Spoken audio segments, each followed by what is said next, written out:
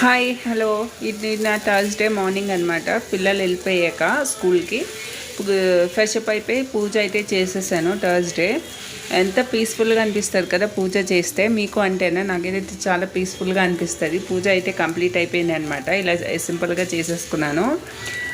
Next వచ్చేసి Thursday ఎంతమంది చేస్తారు సాయిబాబా అనేది నాకు కమెంట్ చేసి చెప్పండి. నెక్స్ట్ వచ్చేసి ఇక్కడైతే టీవీలో సాంగ్స్ అయితే ప్లే చేసుకుంటా పూజ అయితే కంప్లీట్ చేసేసుకున్నాను, పీస్ఫుల్గా ఉంటుందని చెప్పేసి. నెక్స్ట్ పూజ కంప్లీట్ అయిపోయాక నేనైతే టిఫిన్ సెక్షన్లోకి వచ్చేసాను. నాకు మా హస్బెండ్కి టిఫిన్ చేసుకోవాలి కదా, దానికోసం ఇవాళ అయితే దోశ వేస్తున్నాను. దోశ ప్లస్ కొబ్బరికాయ చట్నీ చేశాను ఈరోజు.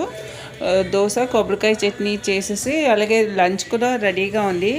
పప్పు టమాటా చేశాను. పోపు వేస్తే పప్పు రెడీ. నెక్స్ట్ వచ్చేసి